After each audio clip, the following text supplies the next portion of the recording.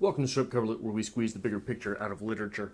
I am Adrian Fort, and as you probably know, if you've spent an amount of time on the channel, we have promised 365 videos in 365 days. That's a video every day here in 2019, and a large component, large enough component, of those 7 videos every week, 30 to 31 videos a month, are poetry discussions that I like to do here on the channel. And a lot of times, those, from whence those come,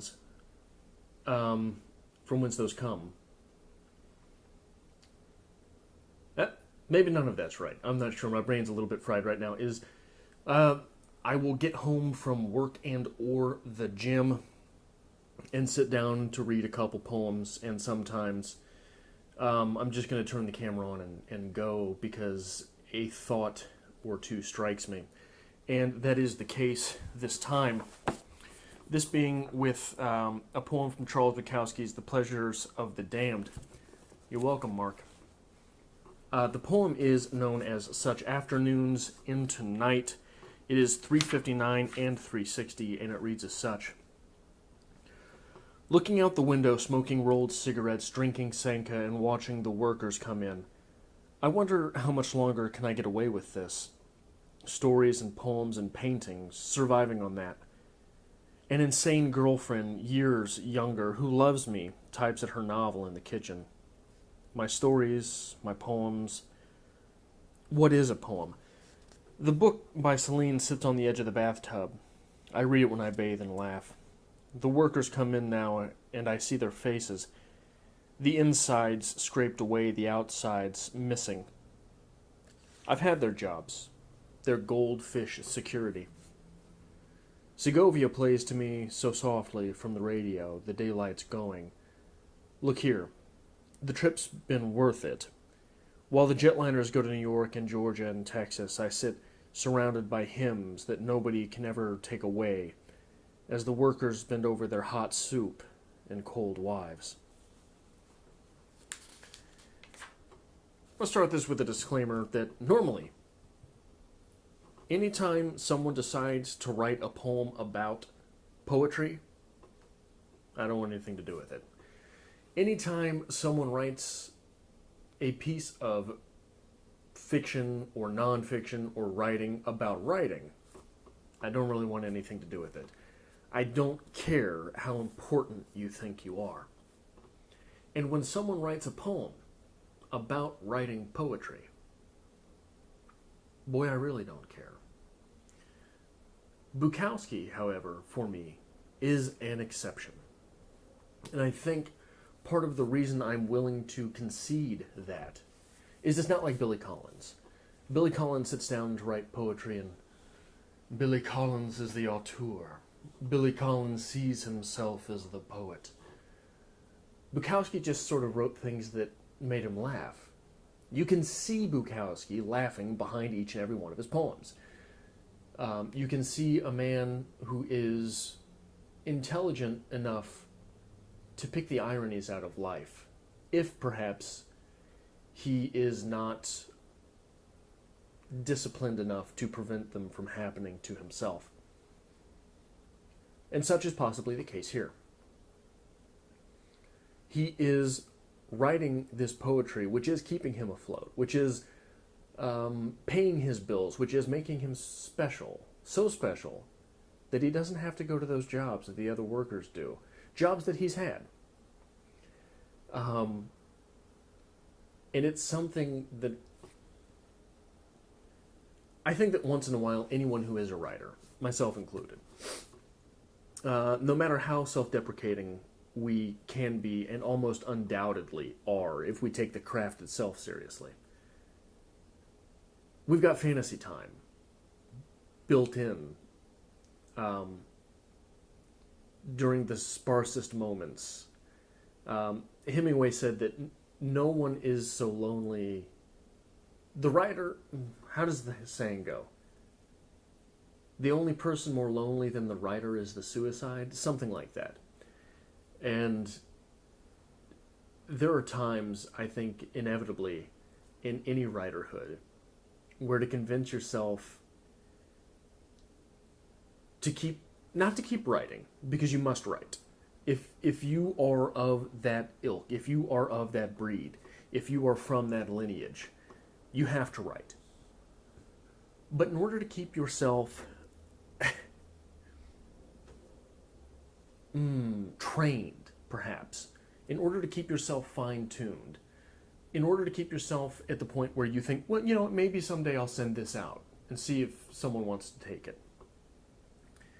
You have to dream. And if you have spent any time in that little dreamscape that is, what if I were a professional writer? I don't think that anyone particularly would believe it for themselves. The moment it happened, say I sent out a poem tomorrow, and all of a sudden I'm the poet laureate for the state of Missouri. I win Nobel Prizes, millions of dollars, revolutionize poetry, people, panties thrown at me in the streets, all these things. I don't think I'd quit my job. Not for a good long while. If I got enough money in the bank, I might make them fire me. But I don't think I would quit my job, because for so long in my life, generationally, not my life even, I have only known what Bukowski refers to here as goldfish security. You're depending on someone to change that water. You're depending on someone to give you that paycheck. So to see even someone, I contend, so great as Bukowski, to see someone such as Bukowski put that out there, that I wonder how long I can get away with this. How long this thing will last. Until I have to go back to that hot soup and cold life. To see that is especially humanizing. And it's something, to give credit where credit is due, I don't know that I've ever read this poem before.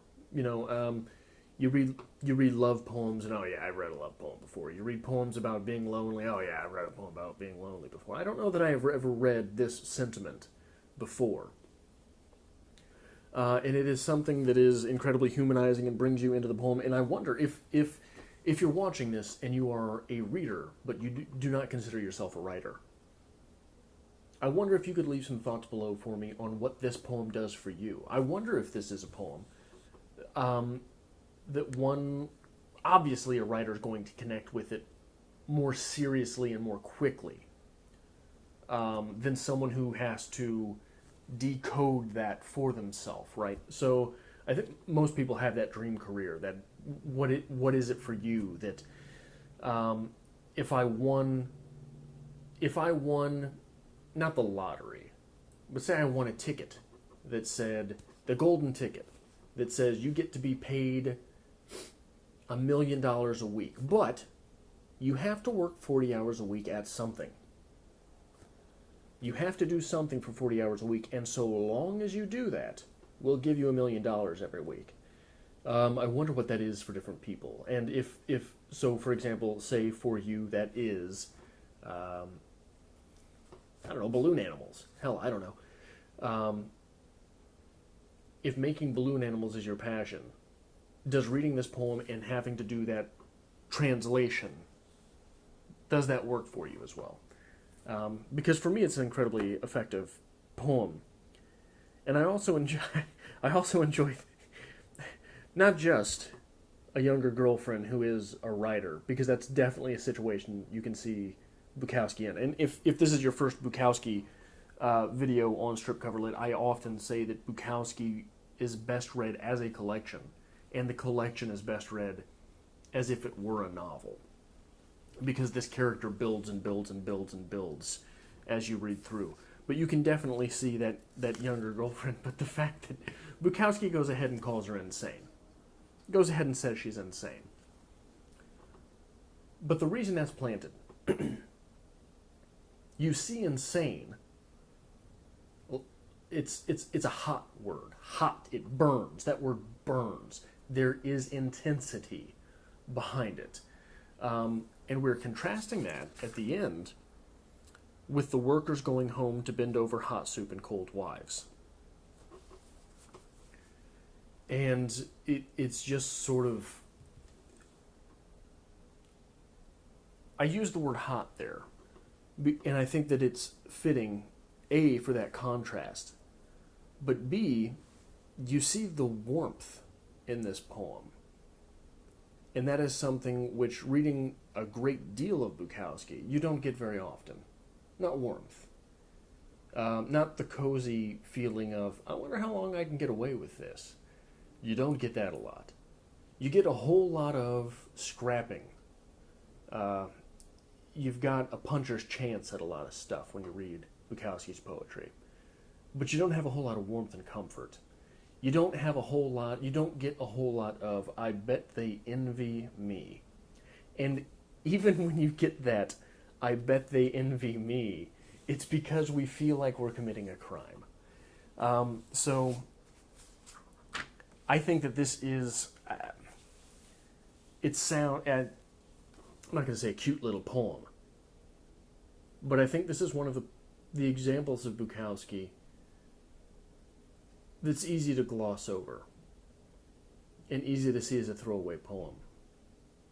But once you start peeling the layers back of that onion, there is so much there that is